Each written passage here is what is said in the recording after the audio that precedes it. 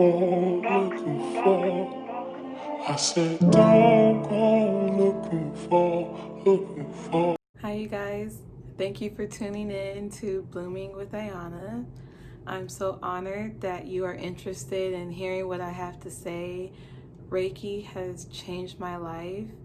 I have overcome some really challenging situations in my life through Reiki, and Reiki is all about understanding your higher self and unlearning those past pains and trauma.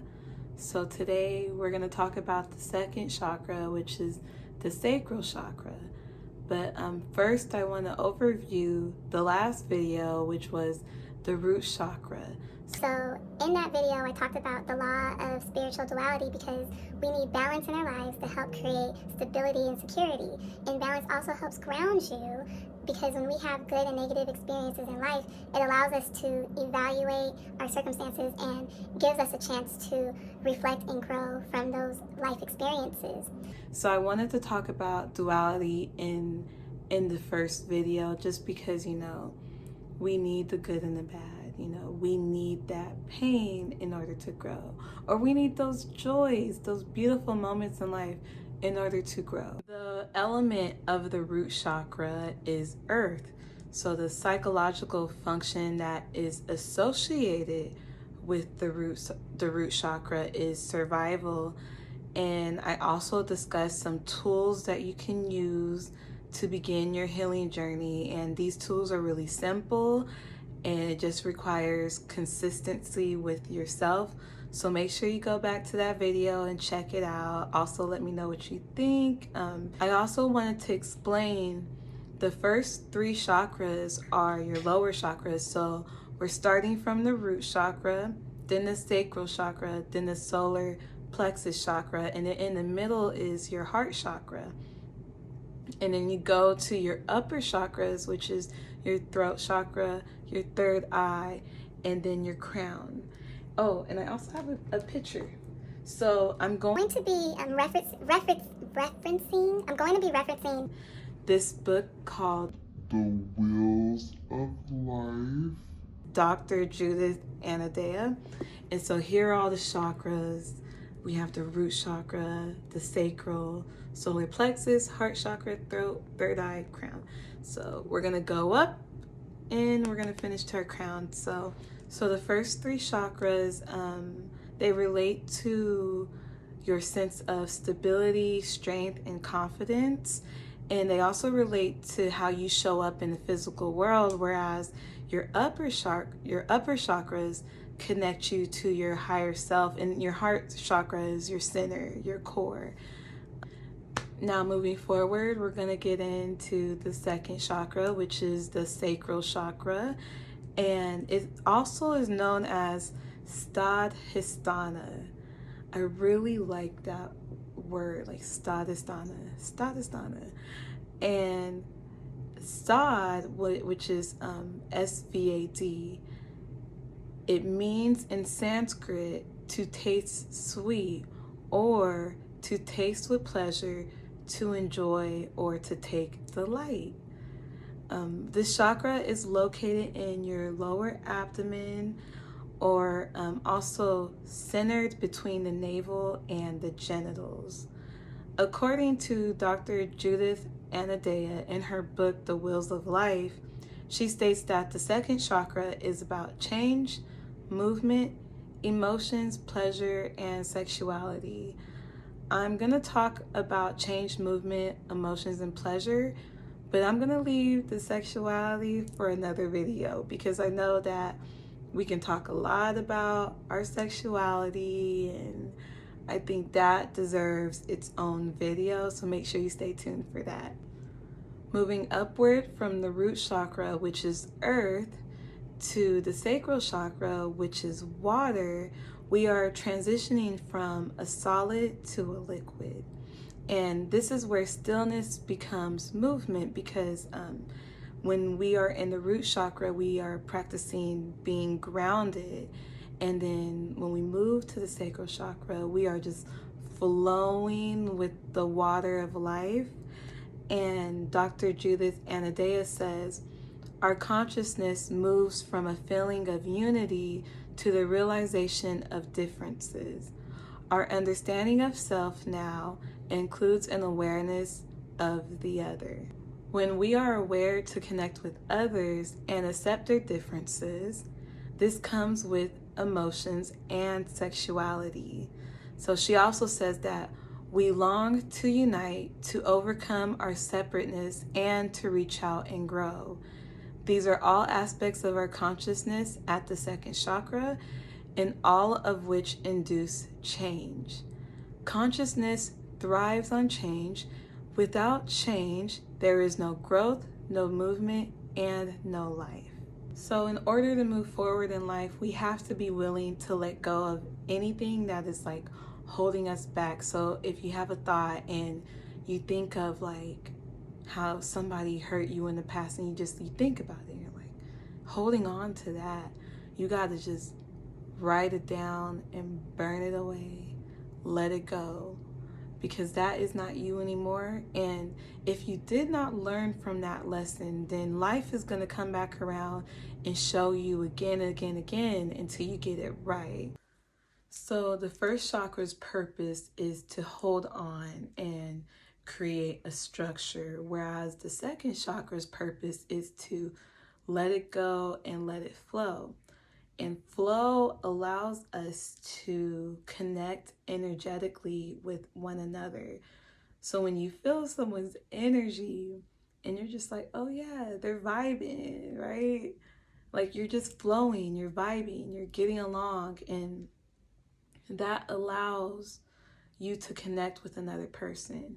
Because without the flow, there is no connection. Because imagine you're trying to connect with someone who's guarded, blocked, because they're too afraid to feel that emotion. There's no vibe. So we gotta let it go, to let it flow, to catch a vibe. Since water is the element of this chakra, water represents movement and change, which brings us back to duality.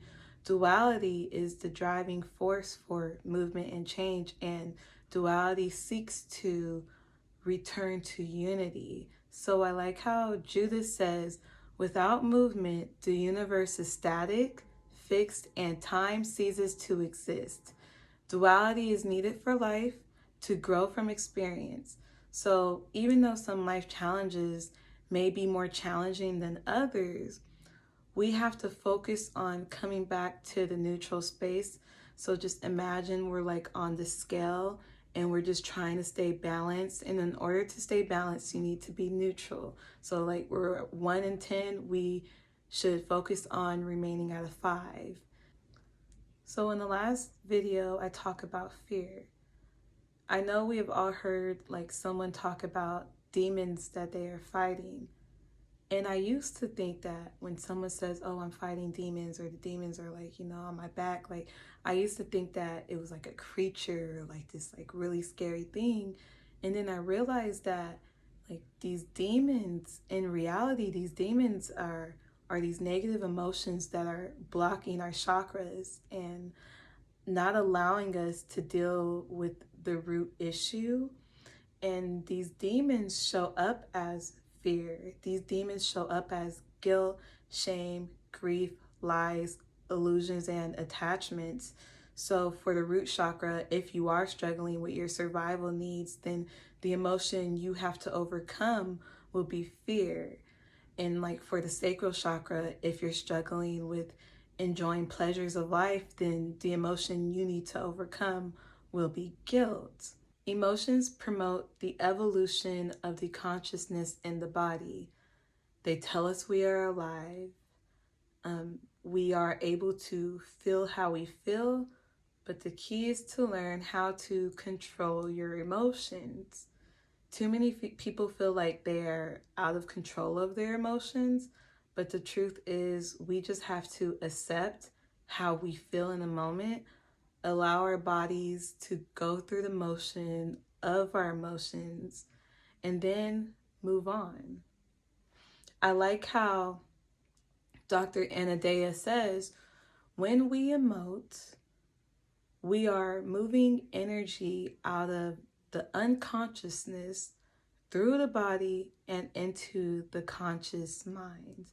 The flow of consciousness charges the body, cleanses it, and heals it. So if you are holding back your emotions, you're actually causing your body more harm than good, because healing comes from crying. Healing comes from laughing, touching, and loving. It also brings out our outbursts, our frustrations, and our annoyances. Like, we learn from that. So if you're learning from something, you're healing from that as well. But we can't heal if we avoid it, and those pains will just sit there. And when we restrict those emotions, it remains in our unconscious mind, which just means that we are unaware of it, and that will cause havoc in your life. Because if you're unaware of certain emotions, then you will not have control of that. You'll lose control, because when that emotion comes out of you, how are you going to contain it? So this is really dangerous, because we have so many people, especially men, who are holding back their emotions. Then this leads me to my next issue. So we have these men who are holding back their emotions. They don't have control over their emotions. These same men are buying weapons. A man who has no control over his emotions owns an extremely dangerous weapon. I understand the need for protection, but how can you physically protect yourself if you're not taking the steps to internally protect yourself? Each year, 36,383 people are dying from gun violence. That is 61% by suicide, and 35% is by homicide. Homicides are continuously going up, and most of the people that die by gun violence are African Americans, and they're actually 10 times more likely to die by gun violence. And at this moment, I just want to take time to remember some of the people that I have lost to gun violence. Rest in peace. Looking for. I said, don't go looking for.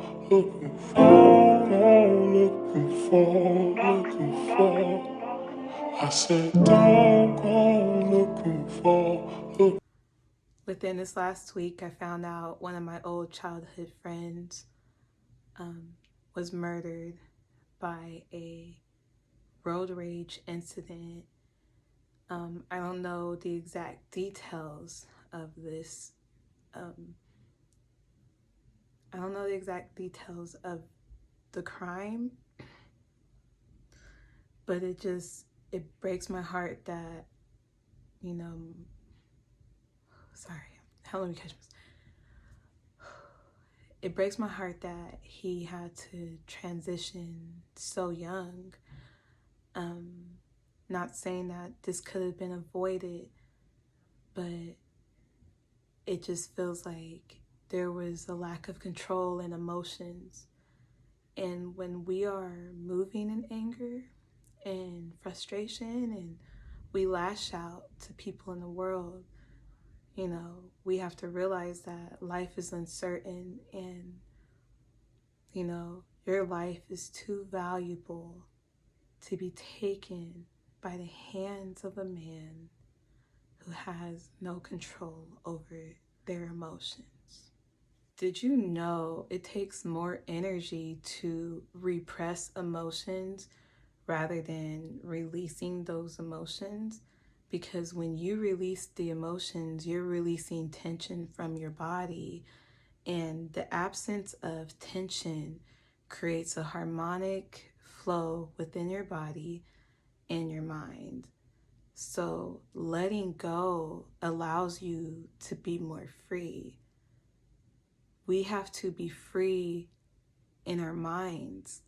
If we're not free in our minds, nothing in this world can make you free. You can be a billionaire. You can have everything you want in life. But if you're not free here, then you're never going to be really free. Releasing the pain and allowing the flow allows you to have a deeper connection to pleasure. And when you have a deeper connection to pleasure, you're able to build deeper connections with other people. Dr. Iyanna says the suppression of pleasure creates the need to overindulge, which then turns pleasure into pain. Pain is an indicator that we are going in the wrong direction. The suppression of pleasure creates a deprivation in the body that demands more of our consciousness than it deserves. So have you ever been in a relationship where you were just hurting or you just weren't happy? So you're sitting in this pain, you're staying in this pain, even though this relationship is not fulfilling to you. And what's interesting is we can be with a nice person, a good person, and still feel that pain, because when you're in a relationship because you're so scared to be alone or you're desperate, I hate to use the word desperate, but y'all know what I mean. When you are that scared to be alone and you rather settle with someone who doesn't truly make you happy, then you are going in the wrong direction, because staying in a relationship that is not fulfilling to you is only helping you avoid the real root issues. The real root issues allow you to be free, but sometimes we'll just settle just so we can have someone, or just because we are so afraid to be alone, so we attach, and that makes us feel important. But you are just as important being by yourself than being in a committed relationship or in a situation that is not fulfilling of your true needs. But don't avoid what you're really feeling. If it doesn't feel right, let it go. Even if it is really hard to make that move, because sometimes we love someone so much and we're afraid to hurt their feelings, but life goes on. So please remember to put yourself first. Take care of yourself and make sure that your needs are being met, and make sure that you are not just settling for less, because you deserve more. You deserve the world. And you have to truly believe that in order to receive it. Pleasure and emotions are the root desire. Through we create movement. Through movement, we create change. And remember, consciousness thrives on change. Next time you're feeling overwhelmed with your emotions, just take a deep breath in and take a deep breath out. And then tell yourself that you are going to be okay, because you are going to be okay. I am here for you, so please do not hesitate to reach out to me if you have any questions about Reiki. I would love to help guide you. Thank you guys for giving me your time. I feel so honored that you watched all the way to the end. It's all love here. I'm sending love and light your way. I'll see you in my next video. Namaste.